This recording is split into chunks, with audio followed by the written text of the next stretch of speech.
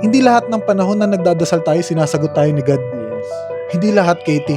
Kasi may mga times din talaga, sinusubukan din tayo ni God na kaya ba natin maging independent sa sarili natin. Kasi hindi naman din pwede na, ano to, tagadasal mo na lang, ibibigay niya sa'yo yung sagot. Kumbaga parang ginawa mo yan, solusyon mo yan. Oo. Pero andito pa rin ako sa'yo. Andito pa rin ako sa'yo, pero hindi lahat ng problema mo, tutulungan kita. Lahat naman ng problema natin sa mundo, kagagawa natin yun eh. Walang ni isang problema ka sa buhay na hindi mo sinimulan. Most of the time, ikaw nagsimula nun. Yes. Kaya lumaki yung gulo. Gusto ko din malaman sa'yo, be, kung anong pinakamalalang na experience mo sa buhay mo. Unang-una yung pinaka-worst ko na is, second life ko na to. Ayun yun. Nag-suicide ako after ng birthday ko. Tapos ayun, na-revive naman ako. Buhay ako. Tapos yun lang. Basta ayoko na i-share yung iba eh. Bakit mo ginawa yun, be? Sobrang dark. Sobrang dark eh. Bigla na lang akong pagising ko kinabukasan after ng celebration ko ng birthday. Kasi 3 araw ako nag-birthday. So parang siguro napagod lang ako or what. Tapos pagising ko kinabukasan ng 5 a.m. Bigla na lang akong, alam mo yung pakiramdam na para kang minamaliit ng mga tao. Tapos para kang minumura ng mga tao. Teka lang, be, ha? Teka lang, ha? Nag-celebrate ka ng birthday ng 3 days. Oo. Tapos after 4 days, kinukuha mo na yung buhay mo.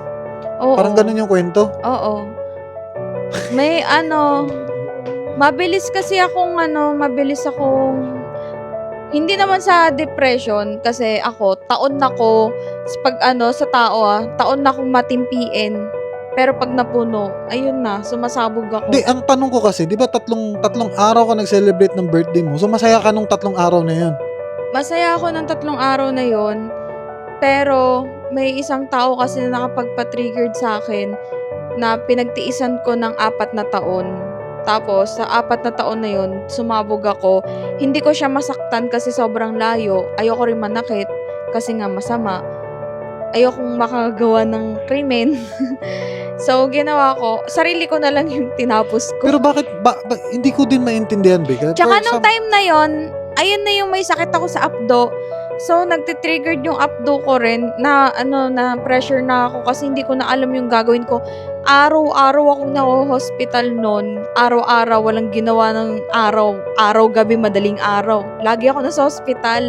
So, parang napagod na ako na magpagamot kasi nga ang sakit-sakit palagi. Pero Be, explain mo nga, Be, ano bang pakiramdam na gusto mong kitilin yung buhay mo? Ikaw, Katie, na... Nag-hallucinate Wala na eh. ako nun eh. Nag-hallucinate na ako nun. Ba, nagda-drugs ka ba dati? Hindi ako nagdadroga, pero alam mo yung nasa utak ko na sinisigawan ako ng maraming tao, tapos inaano ako, dinadown ako. Tumatatak kasi sa akin yung mga sinasabi ng mga tao sa akin na hindi ko pinapansin, pero dumadating kasi ako sa point na nagpa-flashback sila sa akin. So napupuno yung sarili ko. Doon ako nakaka-create ng imagination na lahat sila nagsasabay-sabay na minamaliit ako, minumura ako. Tapos hanggang sa ayun na lang, tumayo ako sa higaan. Lahat ng gamot ko sa abdo, pinagsabay-sabay kong inumin, mga 6 na banig na gamot. Tapos na-overdose ako. Wala pang 3 hours, bumula na yung bibig ko, nahimatay na ako, tinakbo na ako, tinakbo na ako sa hospital, nare-revive na ako. Tapos doon ko lang napansin na ganun pala yung pakiramdam pag malapit ka nang mawala.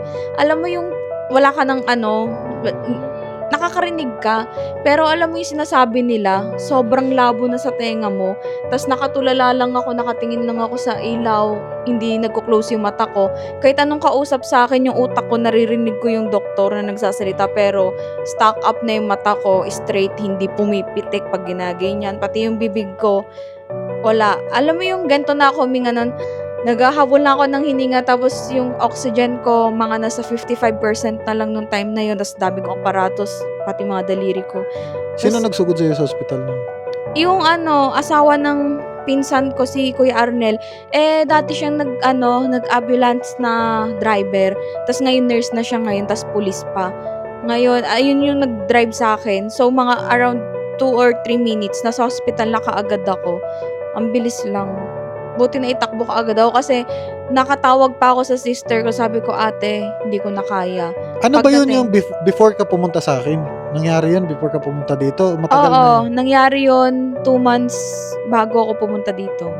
Galing ako nun ng hospital. So pumunta ka ng bahay ko, galing ka, may pinagdadaanan kang Oo, depression. meron. Sobra.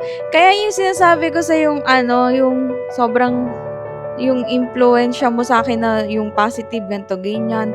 Medyo nakatulong sa akin nung time na yun kasi talaga ako nun, naiiyak ako.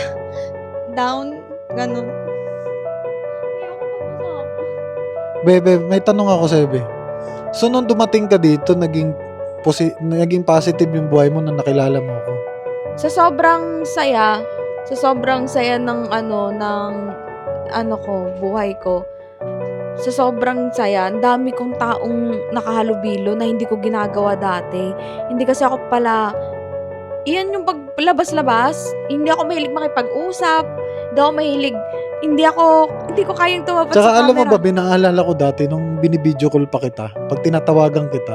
Kasi di ba yung time kasi na yun, binibideo call kita, parang pinapagawa mo pala yung ilong mo. Kasi di ba nag-uusap tayo, tapos parang nagkwento ka sa akin na, pinapagawa ko kasi yung ilong, pinapagawa niya ilong niya, Katie. Sabi niya, tsaka na tayo magkukulab paggawa na tong ilong ko, sabi niya sa akin. Tapos every time na tinatawagan ko siya, nasa isang lugar siya, sobrang dilim. Sabi ko, wala Hindi. Ako talaga, sa bahay namin, alam nila yan eh. Sanay ako lagi, pinapatay ko yung ilaw. Kasi nga, ayoko yung maliwanag. Hindi ko kaya yung sobrang liwanag. Masakit sa mata. Tapos umiinit ka agad yung ulo ko. Basta hindi ko kaya kaagad ako natitrigger daw sa ilaw. Kaya gusto ko lagi lahat ng ilaw sa bahay patay. Ang binubuksan lang is terrace. Ayoko sa sala, ayoko sa kwarto, ayoko sa kahit saan. Yun lang. pero alam mo ba, masaya ako, be. Bakit? Masaya ako kasi nasave ko pala yung buhay mo. Na-save mo yung buhay ko, pero ikaw rin yung... Alam mo ba, Katie, alam mo ba na yung environment din yung patunay kung saan ka mapupunta eh. Naniniwala ka doon? Tama. Umiyak ba anak ko? Kasi Hindi. parang pag halimbawa, imo ka lang, yun lang talaga yung magiging environment. Pero kung lalabas ka rin talaga, yun, tulad niya, na-save mo siya, di ba? Kasi lumabas siya sa circle niya na ganun eh.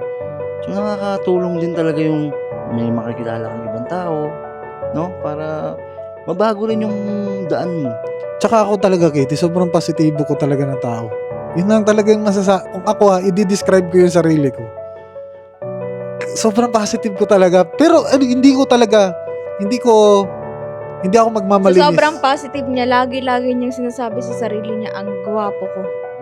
Totoo yung Katie. Sinasabi ko sa kanya yan. Oo. Shit, ang gwapo ko. Kasi alam mo Ang ba, gwapo ko. alam mo dati, galit na galit si China sa akin pag nagaganon ako.